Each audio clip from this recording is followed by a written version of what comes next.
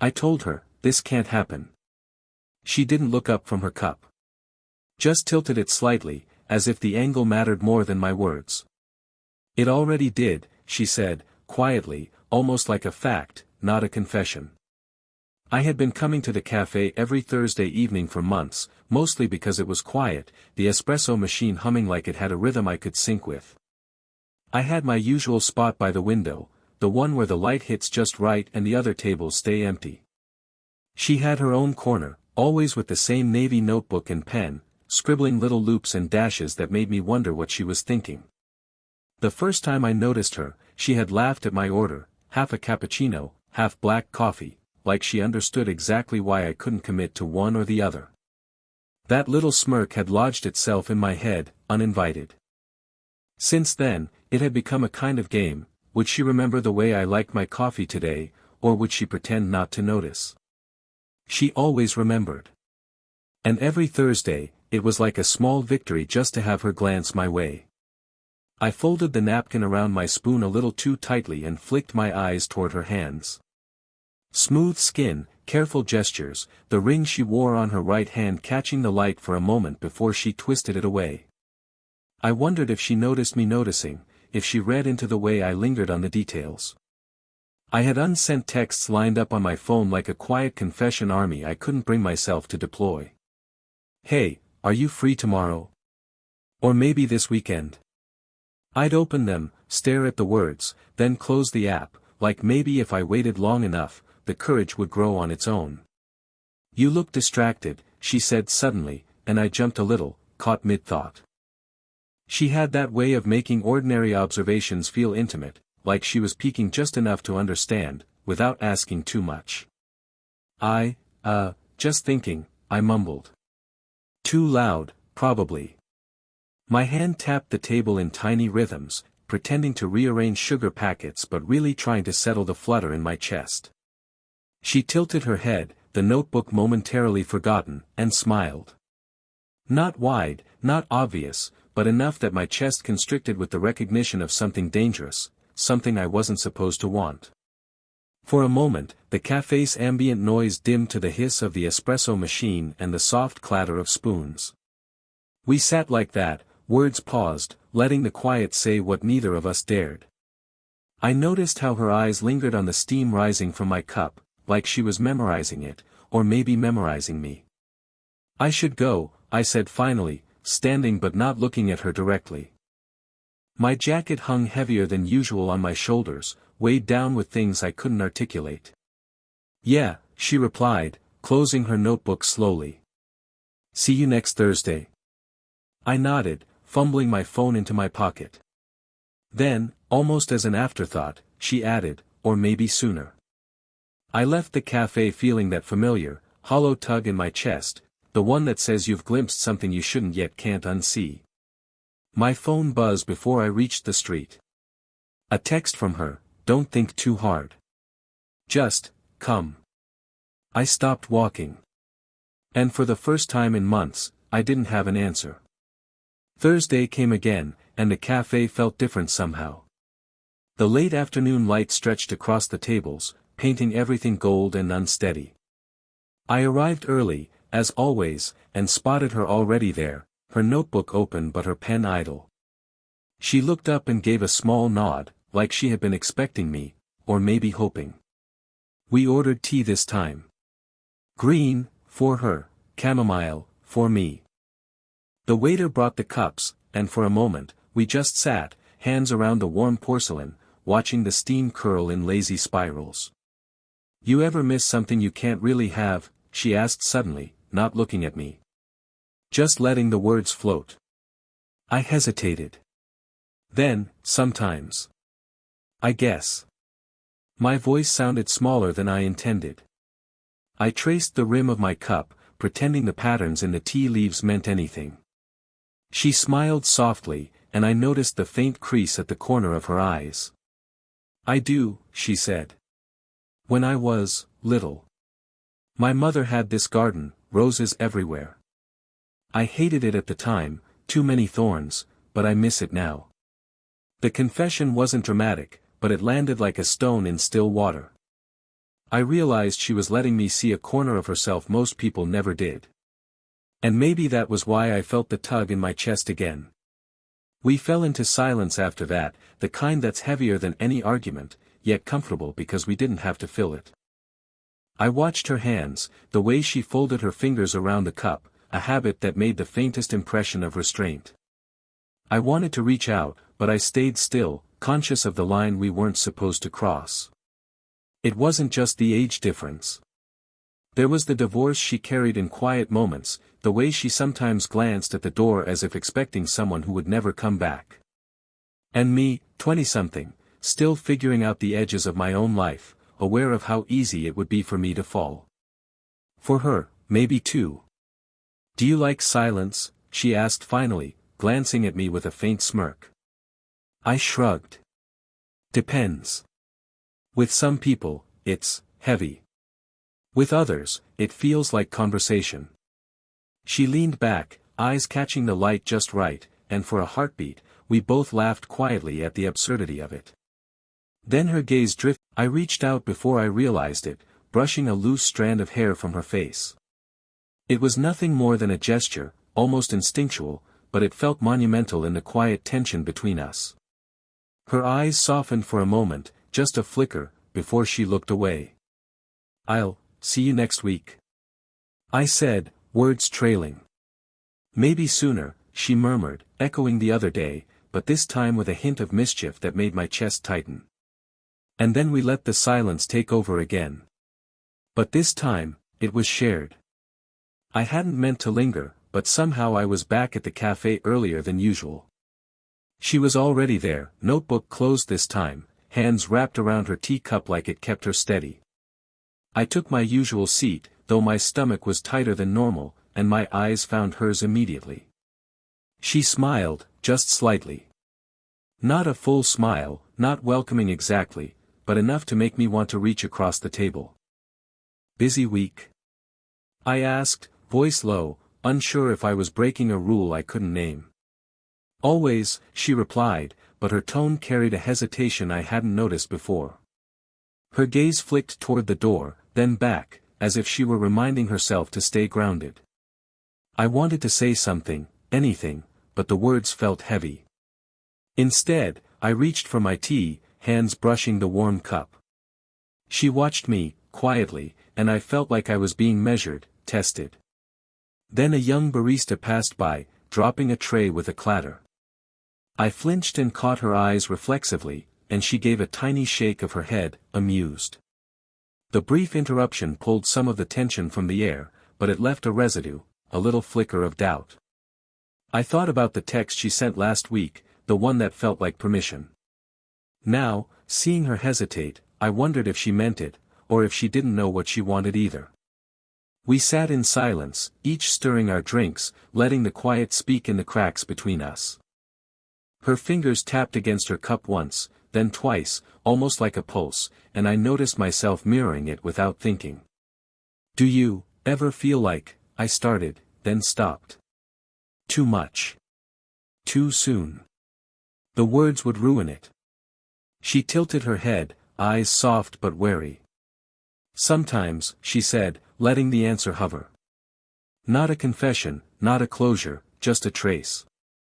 I imagined reaching for her, letting my hand brush hers just to see if she'd pull away. But I stopped myself, unsure if it was curiosity or care. The hesitation stretched seconds into minutes. Then the door opened, and a familiar laugh drifted in, one of her friends, early for a study group. She straightened instantly, small smile fading, and I felt the line between us hard. And for an instant, we were back there, in that delicate space where nothing was said, but everything was understood. I almost leaned in. Almost. Her hand twitched as she reached for her notebook, and I thought maybe it was a signal, maybe it was restraint. Maybe both. I stayed still, pretending to sip my tea, but the taste didn't reach me. My eyes didn't leave hers. And for a heartbeat, I imagined it, our faces close, our hands brushing, the words we weren't ready to speak floating between us. Then her friend called her name, and the spell broke. She looked at me once more, a flicker of that quiet mischief in her eyes, and I realized we had both stepped too close to something we weren't ready to name. I met her on the small park bench near the corner of the street, where the lamplight fell just enough to make the puddles glint. She had her coat wrapped tight, but the collar didn't hide the way her shoulders slumped slightly, like she'd been carrying something she couldn't drop. We didn't speak at first. I shuffled my feet on the wet concrete, hands deep in my pockets. She stared at the faint ripple in the puddle before her, then flicked her eyes up at me. "You came," she said, almost a statement. No question, no invitation. Yeah, I muttered. The words felt heavier than they should. She shifted, brushing a strand of damp hair behind her ear, and I noticed it again, the way she moved as if she were rehearsing restraint. I had imagined this moment a dozen times, but now that we were here, it felt fragile. "You know," she started, voice quiet, almost swallowed by the night, "sometimes I wonder if this is, okay." I hesitated. "What do you mean?" My hand twitched in my pocket. Her eyes didn't meet mine. "Us. You. Me. Everything." A part of me wanted to tell her it was fine, that I'd been waiting for this exact moment. But another part, louder, sharper, whispered about boundaries, about consequences, about the fine line we were already flirting with. I began, then stopped. Too many things tangled in the space between us. "I don't want to hurt anyone. Or you." She finally looked at me, and her gaze held something I hadn't seen before, worry, longing, a little guilt. "You won't," she said, softly. "But I can't promise I won't get in my own way." The honesty hung there like smoke. I leaned forward just slightly, careful, testing. "I think." "I already did," I admitted, words barely audible. My fingers brushed the edge of the bench as if it gave me courage. Her lips parted a fraction. A shiver ran along the air between us. She swallowed, eyes glancing down at my hand. Then up again. There it was, the flicker of something raw, something almost beyond speech. We stayed like that for a long beat, neither moving, letting the night hold our hesitations. My chest tightened with the thought of touching her, of closing the distance I'd dreamed about, but hadn't dared. Then she did something subtle, almost imperceptible. Her hand hovered above mine, fingertip brushing against my knuckle.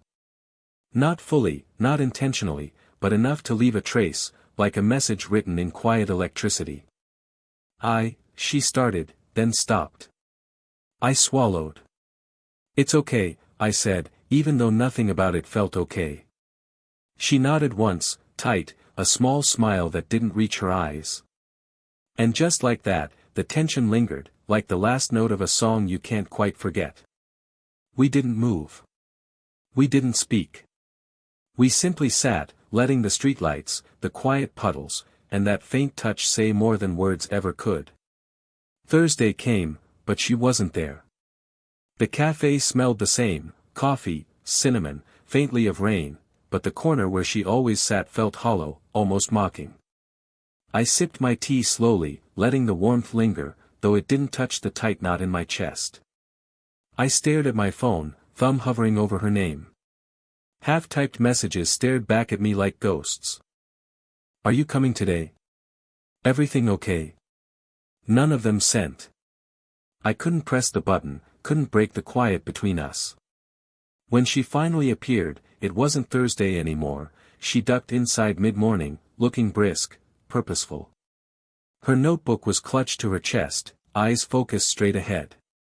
She nodded at me once, no smile, no pause. A shadow of the woman I'd been leaning toward, the one who let the quiet linger between us, had disappeared. I tried to match her pace, words catching in my throat. "Hey, you, she didn't slow. I'm sorry. I didn't mean to," her voice was clipped, hurried. Then she hesitated, eyes darting briefly to mine. "I just have things to sort." "Sort what?" I asked softly, not wanting to push but unable to swallow the twist. Her gaze flicked down. "Old baggage," she said. Then, almost under her breath, "I have a kid." The words landed like a stone in a calm pond.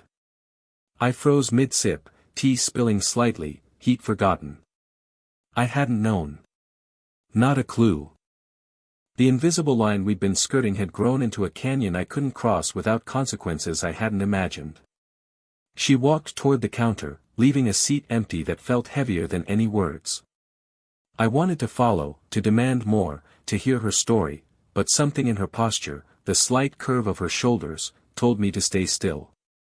And so I did, anchored by confusion, hope, and a sudden ache of withdrawal. I imagined a dozen scenarios while she ordered, each one unraveling faster than I could contain it. Maybe she had always known this would stop me. Maybe she didn't. Maybe it didn't matter. My mind spun through small gestures, lost glances, the lingering touch on the bench. Each memory became fragile, uncertain. When she turned to leave, she glanced at me for barely a second, just long enough to remind me that something had shifted. Then she was gone, carried by the door and the quiet afternoon light, leaving me with the smell of coffee and the empty hum of the espresso machine. I opened my phone again. Her name waited. My thumb hovered, trembling slightly. I wrote, erased, rewrote, paused. I don't know what to do, and then I put the phone down. The seat remained empty. But I couldn't stay away. She paused, leaning against the doorframe, eyes on the ground. "You know. I can't make this easy," she said. "Not for either of us." "I don't want easy," I whispered, though my chest tightened with the fear of overstepping, of misreading her. Her gaze lifted, and in the faint glow of the porch light, I saw it, vulnerability, restraint, a quiet reckoning. "I have a kid," she said again, softer this time, almost like she needed to hear it aloud. "You didn't sign up for this life, and she cut herself off, biting her lip. I took a careful step closer. "I don't care," I said, but the words came with a fragile honesty. "I care about you. That's all." For a long moment, she didn't move. Then she let out a slow breath, hands unclenching slightly. "It's terrifying," she admitted. "You don't know what it is, the guilt, the fear of messing up someone else's life." I nodded, feeling it in my chest, the same knot I'd carried for weeks. "I get it," I said quietly. "I'm not blind to it. But I also know what it feels like to want something you shouldn't, and not care that it's risky." Her eyes softened, a small exhale escaping her lips. She reached out, just barely, letting her fingertips brush mine on the doorframe. The contact was fleeting, but it was enough to send a current through both of us, something unspoken and deeply human. "I shouldn't," she murmured, almost to herself. "Maybe not," I said. "But sometimes, maybe you have to." We stood there, hands close but not fully entwined, letting the quiet stretch between words. The street smelled faintly of rain, the night soft around us. I realized how much courage it took for her to even let me stand here, how much it took me to be patient, to risk feeling the weight of rejection. Then she smiled, small, tentative, but real. A simple curve of her lips that said more than any speech could.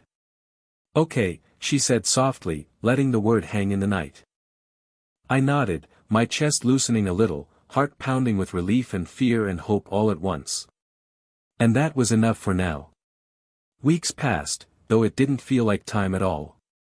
Thursdays became ordinary again, but in a way that felt extraordinary. I found her at the café one morning, notebook open, pen poised, the black coffee I remembered steaming gently beside her. "Morning," she said softly, glancing up. That small tilt of her lips, the one that had haunted me, was back. I nodded, settling into my usual spot by the window.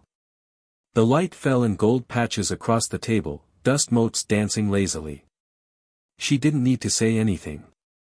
I could read her in the subtle lift of her shoulders, the way her fingers lingered over the cup. After tea, we walked along the same park path, past the puddles that caught the lamplight like little mirrors. The bench near the corner was empty, waiting, though no longer charged with tension. We sat quietly, letting the afternoon stretch between us, hands brushing sometimes just shoulders, letting comfort settle into familiarity.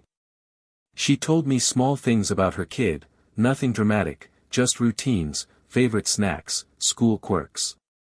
I listened, laughing softly at details that felt intimate not because they were secret, but because they were hers. I shared the trivial things about my work, my mornings, the coffee that was too bitter, the commute that was too long. The risks we had worried about before, the age difference, the past lives, the boundaries, didn't vanish. They were there, always, a subtle awareness. But somehow, they didn't feel like obstacles anymore. They were just part of the quiet texture of our connection. At 8:47 a.m., the street outside hummed with life. She sipped her tea, I reached for my black coffee, and we shared that ordinary rhythm. No speeches, no confessions. Just presence. Later, her hand found mine again on the bench, just a little longer this time. I didn't speak. She didn't either. The warmth of her fingers, the way our palms aligned perfectly, said more than any words ever could.